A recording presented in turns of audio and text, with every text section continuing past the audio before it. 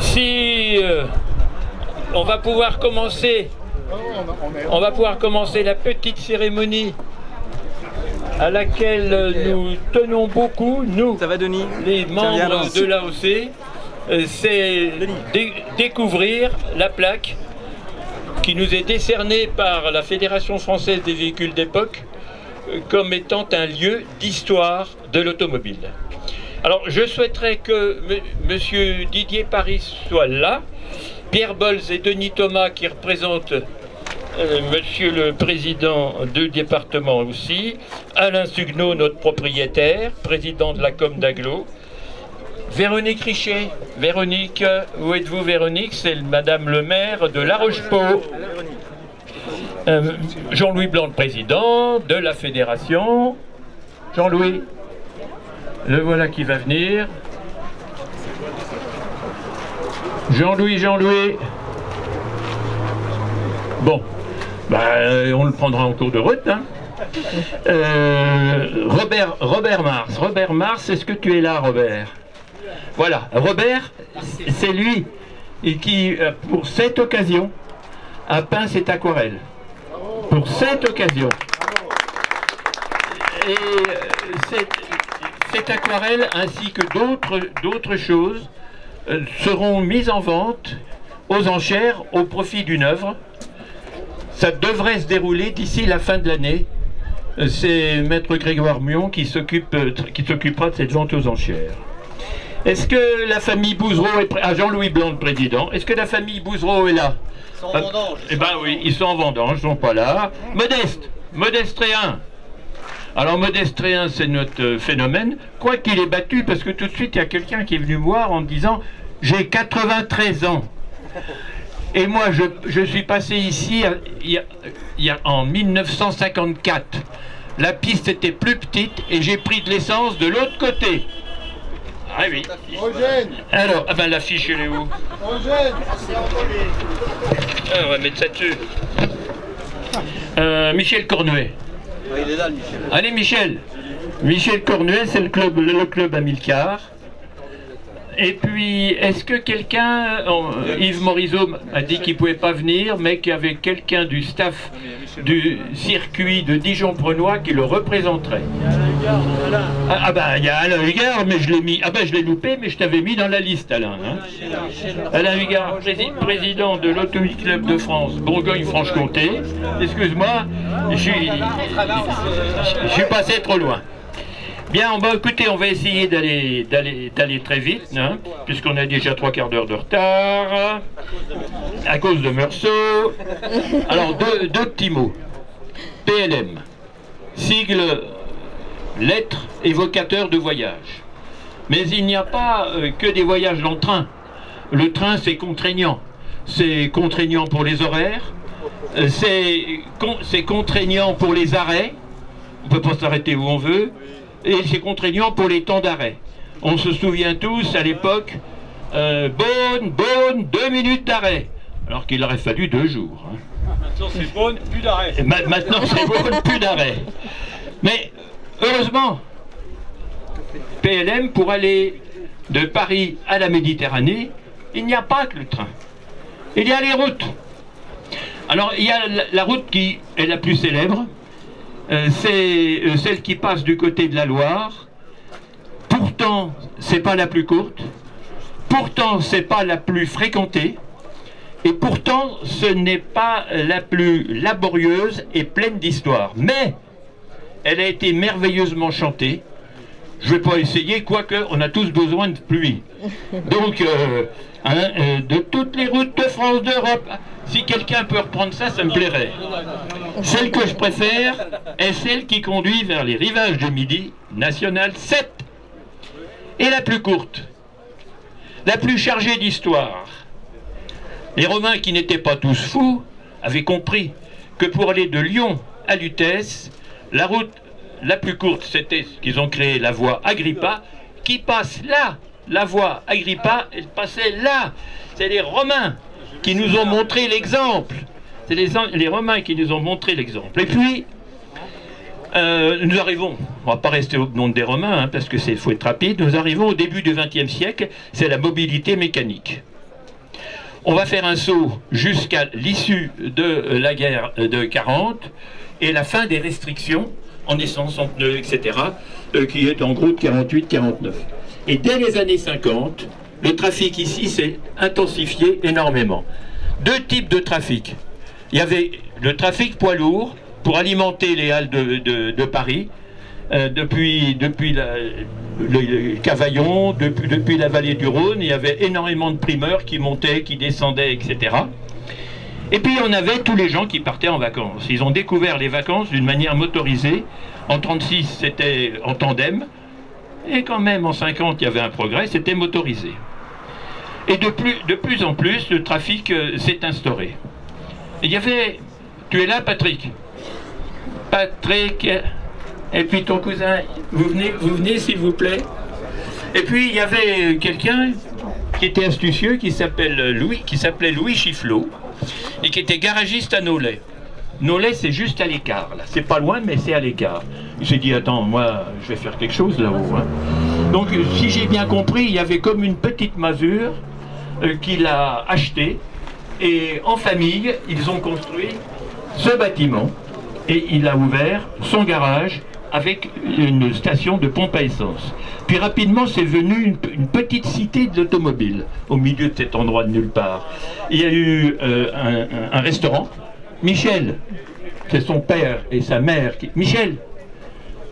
Oui. Ah oui, c'est toi, Michel. Le routier d'en face, c'est les parents de Michel qui l'ont créé et qui ont fait vivre pendant des années et des années ce quartier. Puis il y a eu un deuxième restaurant. Excuse-moi Michel, mais qui a été plus médiatiquement connu, puisque c'est le relais route d'à côté, là-bas, il n'en reste plus rien malheureusement, et ce relais route a servi de décor à un passage dans un film de Jean-Pierre Melville de Cercle Rouge. Et c'est un passage que l'on regarde avec Alain Delon, oui, absolument. Ben oui, Alain Delon et Bourvil. Et donc à chaque fois ce film on le regarde avec une intensité particulière quand on est là. Et puis qu'est-ce qui est arrivé? Le progrès a continué son chemin bien sûr, et en fin novembre 1971, notre président Pompidou, au volant d'une ER16, a inauguré le dernier tronçon qui restait en autoroute entre Pouilly-en-Ossois et Beaune. Et quand il a coupé le ruban, c'en était fini, on pouvait aller directement en autoroute depuis Paris jusqu'à Lyon. Tout doucement, ici c'est devenu mort. Tout doucement, les stations se sont vidées, les restaurants ont eu du mal, heureusement il a fallu se moderniser, il a fallu faire etc. pour retenir quand même la clientèle, mais c'était foutu. Et ça n'a fait que s'accentuer. Au point qu'il n'y avait plus personne. Il y avait Michel qui habitait sur place, mais l'établissement était fermé et c'était complètement désert dans cet endroit-là. Un jour, je ne dis pas que c'est le prince charmant qui va réveiller la fiancée, mais un jour, quelqu'un a eu quand même la bonne idée. Il s'est dit, mais attends, là-haut, il n'y a rien. C'est pas pour critiquer, mais il n'y a vraiment pas grand-chose. Il y a quand même des murs. Eh bien, moi, je vais faire un projet là-haut. Alain Suguenot, maire de Beaune et président de la Com d'Aglo, a pu faire acheter par la Com d'Aglo, ce qui n'a pas été facile, parce que c'est pas quand même dans les buts normaux d'une collectivité locale d'acheter un vieux garage pour en faire rien du tout. Hein? Bon, mais vous y êtes arrivé, c'est parfait, vous avez donné plus qu'un coup de peinture, un ravalement de façade très attrayant, et puis après, on était en réunion, toc toc toc, qui est là, Alain Suguenot, qu'est-ce que vous voulez? Je viens vous donner les clés de Bel Air. Bravo. Voilà. C'est comme ça. Alors, on s'est dit tout de suite, oh là là, ça va être très compliqué, qu'est-ce que vous voulez qu'on fasse? J'ai dit, je m'en fous. Vous faites vivre les lieux dans l'esprit des années 50-60. Eh ben, on a dit banco, et puis ça a démarré comme ça. Et finalement, on a eu beaucoup de succès grâce à vous tous. Depuis le début, vous nous avez accompagnés. Depuis le début, on voit régulièrement les mêmes têtes, que l'on voit des membres de l'AOC, j'en suis absolument ravi, mais que l'on voit d'autres têtes qui viennent, qui fidélisent également, c'est absolument parfait. Alors je vous remercie tous d'être présents, et surtout cette journée particulière dont va vous parler Monsieur le Président de la Fédération française des véhicules d'époque, qui est venu dire à quoi correspond la plaque. Bravo Yves, merci beaucoup pour ce raccourci d'histoire. Le lieu est chargé d'histoire. Nous avons depuis 3 ans maintenant lancé un programme de lieux d'histoire automobile. Les lieux d'histoire automobile, ce sont des endroits où on vient poser une plaque, vous verrez ça tout à l'heure, en disant ici il s'est passé quelque chose pour l'histoire automobile. L'histoire automobile, c'est tous nos véhicules là sont les témoins d'une histoire extraordinaire qui a 120 ans maintenant. Dans l'histoire dans laquelle nous avons été la Startup Nation de l'automobile, je vous rappelle qu'en 1900, on a produit 2000 véhicules, alors que les États-Unis en ont produit 200. C'était 6 ans après la première pomade. Donc on a toujours eu ce rôle dans le monde. Aujourd'hui, il n'y a pas encore beaucoup de secteurs économiques dans lesquels nous avons le 3 et 4e mondiaux. Hein, c'est quand même pas mal. Donc c'est une histoire qui a façonné la vie des Français, qui a façonné la vie de nos compatriotes, qui a permis un développement économique, le désenclavement des territoires, mais surtout la liberté. L'automobile, c'est la liberté. C'est la liberté individuelle. C'est pour ça que nos compatriotes sont si attachés et demeureront encore attachés. Donc nous avons pensé qu'il fallait célébrer ces lieux pour que tout le monde se souvienne que là, il s'est passé quelque chose. Alors ce peut être des garages, des circuits, des lieux où on a construit des voitures. Je vous rappelle que depuis l'origine, on a eu 1000 entreprises de construction automobile en France, si on les détaille. Et donc, il y a chaque fois, comme ici, et d'abord évidemment les clubs, mais surtout tous nos politiques qui sont très sensibles à ça et qui savent que c'est une passion qui est partagée par tous et à laquelle qu'ils doivent écouter. Merci Alain d'être présent ici et merci Monsieur le député d'être venu aussi. Voilà, donc cette histoire, il faut qu'elle continue. Pour qu'elle continue, il faut que nos véhicules roulent. Parce que c'est certes un patrimoine historique, mais c'est un patrimoine un peu particulier, parce qu'il faut qu'il roule. S'il ne roule pas, c'est fini. Donc il faut qu'il roule. Pour qu'il roule, il faut qu'il soit entretenu. La Fédération a lancé un programme de formation de jeunes carrossiers, spécialistes en électricité, spécialistes en motorisation de véhicules anciens. Nous avons formé déjà 60 nouveaux spécialistes et nous en avons formé une 40aine par an, ce qui change vraiment les choses parce que tous les garages, actuellement, tous les restaurateurs manquent de main-d'œuvre et manquent de main-d'œuvre qualifiée. Il n'y avait plus de certificat de qualification professionnelle de véhicules anciens. On a relancé ça il y a 3 ans. Et puis la deuxième chose pour qu'il roule, c'est qu'il faut qu'il soit autorisé à rouler. Messieurs les députés, les maires, les parlementaires. Donc vous savez, en France, il y a cette offensive de ZFE qui est tout à fait, on peut pas, qui est tout à fait, qui est normale. Je veux dire, c'est une réglementation communautaire, elle doit être appliquée. Actuellement, il y a 8 ZFE en France. Dans les 8 ZFE, nous avons obtenu la dérogation pour les véhicules en carte grise de collection. Donc aujourd'hui, un véhicule en carte grise de collection peut rouler partout en France. Alors nous ne sommes qu'au début du combat, si je puis dire, puisqu'il y a encore une 50aine de ZFE qui vont arriver, immanquablement. Et donc là, chacune d'elles fait l'objet d'une démarche politique particulière pour expliquer ce que nous faisons, pour expliquer pourquoi il faut laisser rouler. Si vous ne laissez pas rouler ces véhicules, si vous ne les laissez pas rentrer dans vos villes, ces véhicules ne rouleront plus, ils vont disparaître.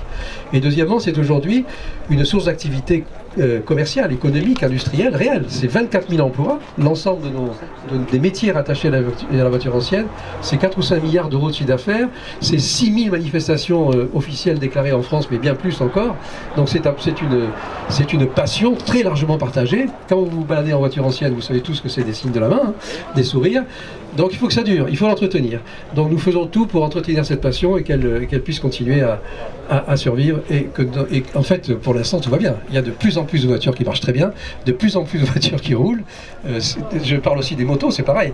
Et donc voilà, mais il faut nous aider, Donc quand vous êtes dans une ville, que vous entendez parler d'un projet de ZFE, vous faites l'assaut de la municipalité pour trouver le type qui rédige l'arrêté de ZFE pour lui dire s'il vous plaît, faites comme les 8 grandes agglomérations qui ont déjà accordé cette dérogation, accordez la dérogation aux véhicules d'époque.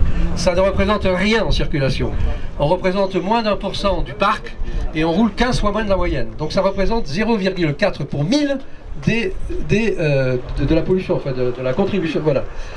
c'est immesurable. C'est pas en interdisant les véhicules d'époque que nous améliorerons la qualité de l'air et l'écologie dans notre pays. Voilà. Écoutez, j'ai trop de choses à vous dire. Je vais maintenant passer la parole à Alain Sugno. Bien sûr. Le propriétaire. Le propriétaire.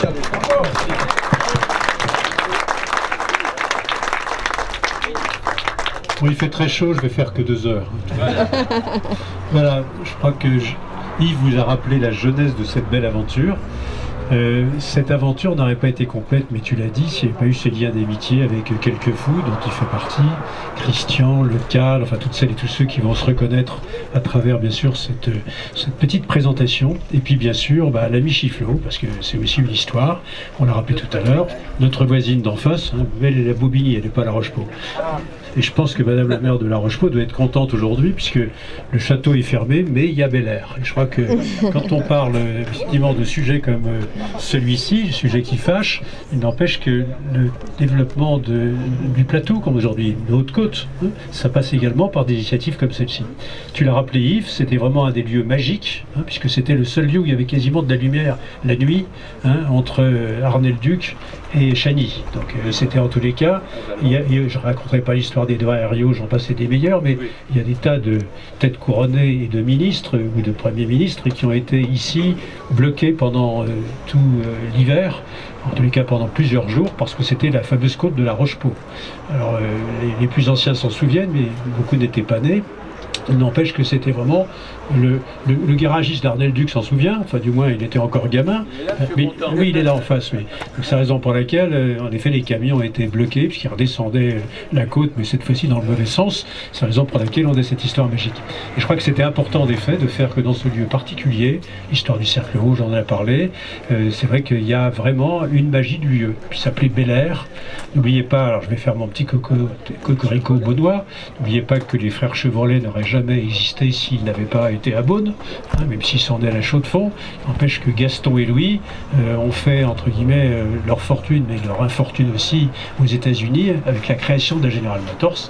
Et Bel Air, le modèle type de la Chevrolet, c'était bien sûr la Bel Air.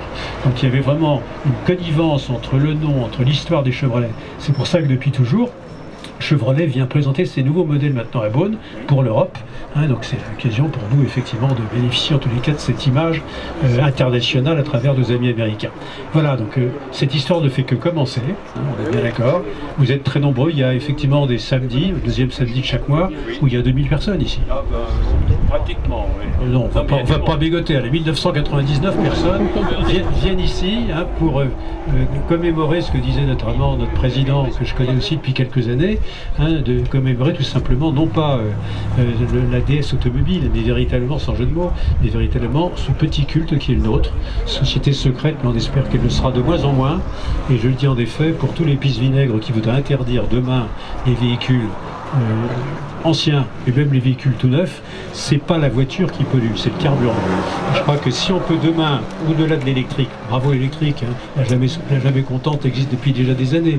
Il n'empêche que si on peut demain avoir des carburants propres, et ça commence à exister, ce sera en tous les cas le meilleur moyen de sauver nos belles mécaniques. En tous les cas ici, la mécanique a le droit de citer, vous êtes chez vous, c'est le royaume de la voiture ancienne, et ça grâce à AOC, donc merci à tous. Eh bien maintenant, les autochtones, tous les trois,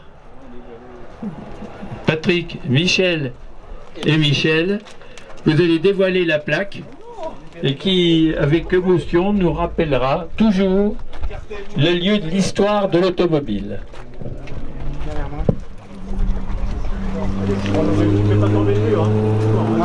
Il y a encore un... Non mais ça va tirer. Ça va tomber entièrement. Ouais. Ça va mieux. Un coup sec. C'est bon. C'est carré. On y va? Allez Patrick. Oui. C'est laquelle ta chambre? Elle n'est pas de ce côté-là. Elle est de l'autre côté.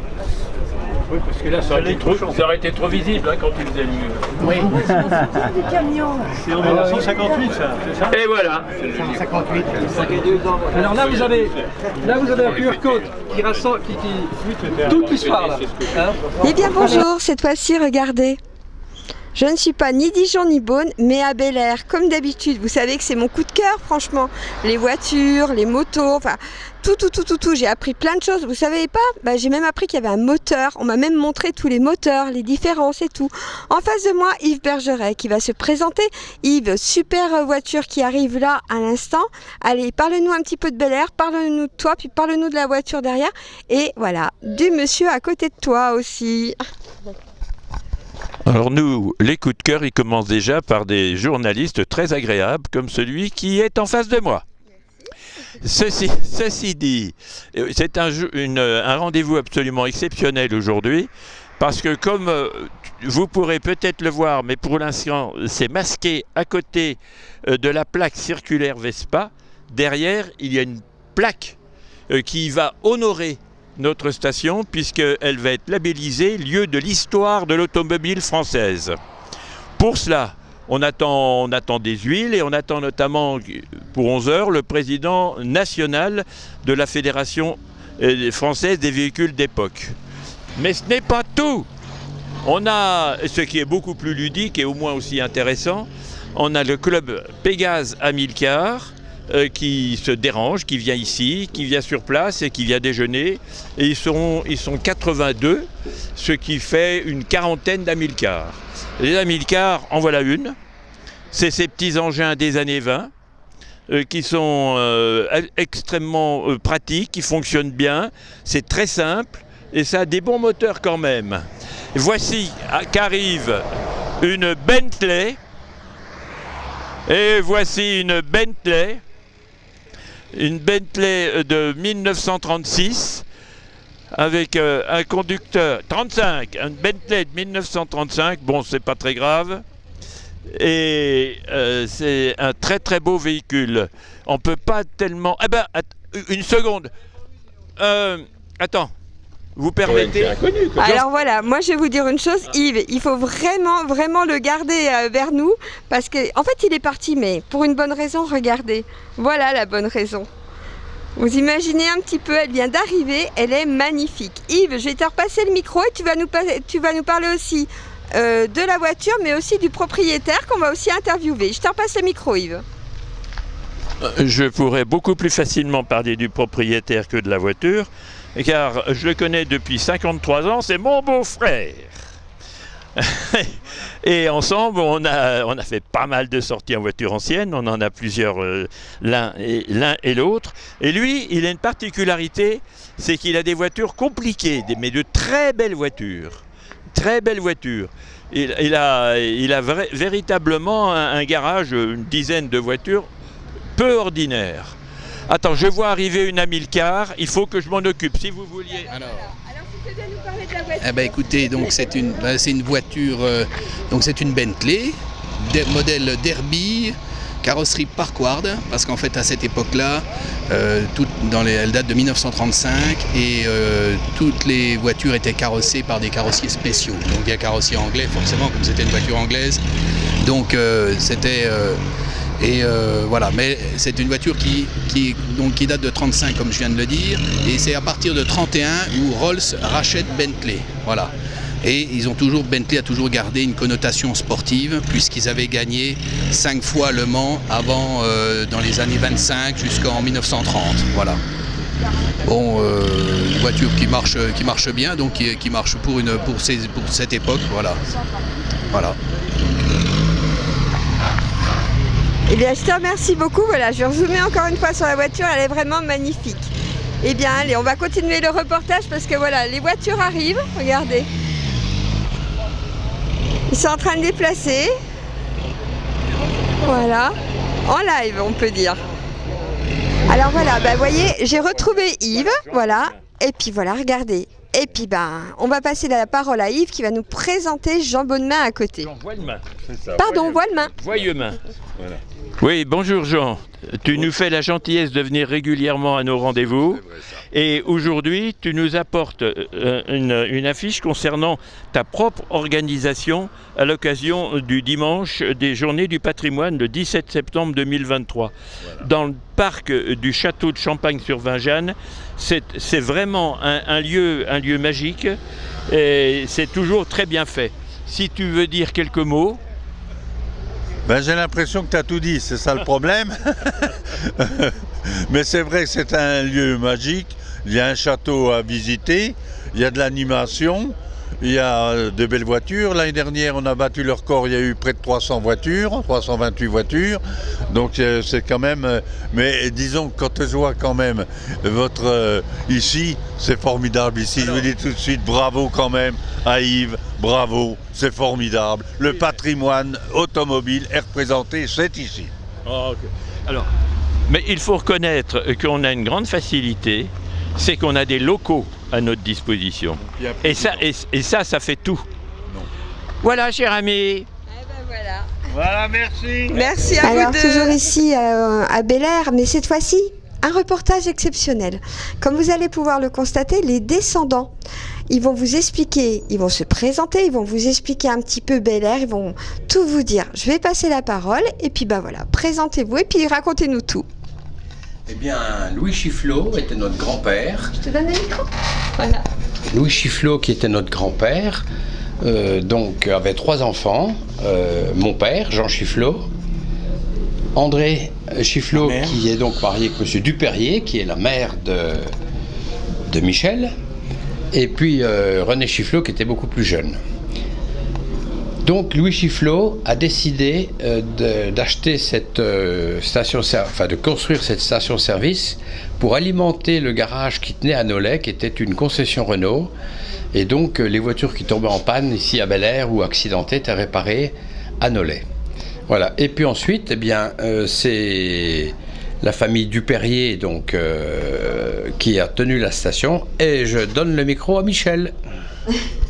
Bonjour, je m'appelle Michel Duperrier, donc je suis le petit-fils de Louis Chifflot. Donc nous avons tenu la station avec mes parents de 49 à 61. C'était une station qui tournait énormément, puisqu'elle faisait partie des stations les plus importantes d'Europe au niveau débit. Donc voilà. Que voulez-vous que je vous dise d'autre? Que j'ai passé toute mon enfance ici, quoi. Hein. Et puis aujourd'hui, il y a une petite inauguration. Et puis aujourd'hui, il y a une inauguration avec la FFVE, là, concernant le bâtiment. Hein. Voilà. Eh bien écoutez, c'est parfait. Ah. Je voudrais rajouter quand même qu'on a restauré effectivement ce bâtiment qui a été acheté par la communauté d'agglo de Beaune côté sud, qui nous en a confié la gestion pour l'animer. Alors effectivement, cette partie-là est particulièrement bien entretenue. Par contre, de l'autre côté de la route, il y avait aussi une partie de la station avec des cabines de piste, les pompistes ne pouvant pas traverser la route compte tenu de la circulation importante. La station était ouverte 24 heures sur 24, 7 jours sur 7. Ça, c'est bien de le dire. Ce serait bien de refaire ça, par contre. Oui, mais il n'y a plus de circulation maintenant, à part des camions, donc voilà. Et en fait, ce qui a créé la fermeture de la station, c'est l'ouverture de l'autoroute en 1971. Voilà. Oui. Voilà. Je le rends. Eh ben merci messieurs pour ces précisions et puis on se retrouve tout à l'heure pour l'inauguration. Ça marche? À tout à l'heure. Et bien voilà, toujours à Bel-Air. Alors cette fois-ci c'est Pierre. Pierre, je le connais depuis des années quand j'habitais Beaune et c'est lui qui représente le maire de Beaune qui n'est pas venu aujourd'hui devant la super voiture. Regardez, je me penche derrière. Pierre, quelques mots pour Bel-Air aujourd'hui pour cette inauguration puis les voitures bien évidemment. Oui, merci. Je suis très heureux d'être à Bel-Air en cette magnifique journée. Alors Bel-Air, c'est une grande histoire et c'est une date importante aujourd'hui puisque on a le dévoilage de d'une plaque qui fait de ce site un lieu de la mémoire de l'histoire automobile.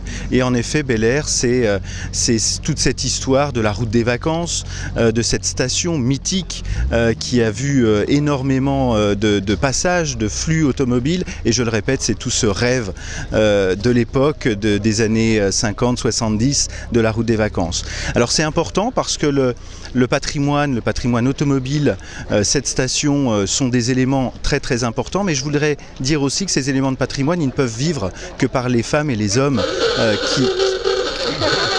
Voilà, c'est formidable. Et ce patrimoine, il ne peut vivre qu'au travers des femmes et des hommes. Bien sûr, celles et ceux qui ont vécu cette époque, cette belle époque de la station Bel-Air, mais également celles et ceux qui aujourd'hui font vivre encore cet esprit. Et je tiens à saluer tout particulièrement l'AOC, l'association des véhicules d'époque de Beaune et de sa région, qui refait vivre ce site. Je vous invite toutes et tous à venir un samedi matin, jour d'ouverture, pour visiter le garage, pour visiter la station-service, pour voir l'ensemble des véhicules. Et une fois de plus, je le répète, c'est le rendez-vous des passionnés. Et je tenais à saluer à nouveau ce rendez-vous irremplaçable et incomparable au sud de Beaune. Je te remercie beaucoup Pierre, puis on va attendre l'inauguration gentiment. Merci à toi Pierre. On vient de faire Pierre Bolz et puis regardez que c'est que j'ai trouvé Didier Paris. Didier Paris que j'ai interviewé il n'y a pas si longtemps, que je remercie encore pour l'interview. Didier, quelques mots sur les voitures, quelques mots sur Bel-Air. Bonjour Sylvie, bonjour à toutes et tous. Les voitures, moi je suis pas un grand spécialiste, mais quand même il y a une esthétique incroyable, y compris par rapport à l'histoire des voitures. Il y en a qui sont du début du XXe siècle, ce qui est assez extraordinaire et manifestement encore en état de circuler. Bel-Air, moi j'ai un regret quand même, c'est que on aurait dû pouvoir faire un centre d'interprétation de la nationale, puisque c'est quand même depuis 1936 un site incroyable par lequel les touristes et les vacanciers passaient. On n'a pas réussi, néanmoins c'est un site qui vit. La preuve aujourd'hui, cette magnifique manifestation avec des véhicules, des motos, un site qui, grâce à quelques personnes très volontaires, arrive à faire vivre encore ce site au-dessus de Nolay. Voilà, c'est parfait. Je te remercie beaucoup Didier, puis on va se diriger pour l'inauguration. Et bien voilà, ça continue toujours ici à Bel-Air. Nous sommes à quelques instants de l'inauguration de la plaque. Et bien un président en face de moi qui va se présenter, qui va nous expliquer qui il est exactement. Oui, bonjour, donc je m'appelle Jean-Louis Blanc, je suis président de la Fédération française des véhicules d'époque. La fédération rassemble, c'est une fédération reconnue d'utilité publique qui regroupe aujourd'hui plus de 1000 clubs adhérents et 500 entreprises, également une cinquantaine de musées. Donc c'est une passion qui est très largement répartie sur l'ensemble du territoire français et je dirais aussi dans toutes les couches sociales, puisque ça va des plus modestes aux plus rares, aux collectionneurs de plus rares modèles assez coûteux. Ici aujourd'hui c'est une manifestation magnifique que je découvre pour la première fois. Donc ces rendez-vous mensuels sont incroyables et c'est un lieu historique et donc nous venons inaugurer la plaque qui célèbre ce lieu comme lieu d'histoire automobile. Nous allons comme ça un peu partout pour célébrer les lieux de cette histoire qui a façonné la vie de nos compatriotes depuis 100 ans, qui a permis un développement économique, le désenclavement des territoires. C'est un patrimoine industriel, économique, social, sportif, magnifique et qu'il faut célébrer et dont il faut que nous soyons fiers. Et en fait, c'est une passion qui est très largement partagée par tous nos compatriotes. Quand vous prenez en voiture ancienne, ce ne sont que signes de la main et sourires et encouragement. Donc il faut l'entretenir et c'est ce que nous faisons ici, grâce au club l'AOC de Beaune qui est un club magnifique et très dynamique. Je vous remercie beaucoup, Monsieur le Président. On vient de voir l'ouverture du capot pour le moteur et c'est le monsieur qui est le propriétaire qui va se présenter, qui va nous raconter sa petite histoire. Bonjour. Bonjour. Tenez, vous donnez le micro. Oui, alors donc cette voiture est une Bugatti Type 51 de 1931 et qui a un moteur 8 cylindres en ligne à compresseur, double abracam en tête. Et là, elle vient avant le Grand Prix d'Angoulême qui aura lieu au circuit des Remparts dimanche prochain, et donc elle a même son numéro qui est déjà mis, numéro 32, et voilà, bon, c'est tout ce que j'ai à dire. Eh ben, je vous remercie beaucoup monsieur, bonne journée. Voilà, merci.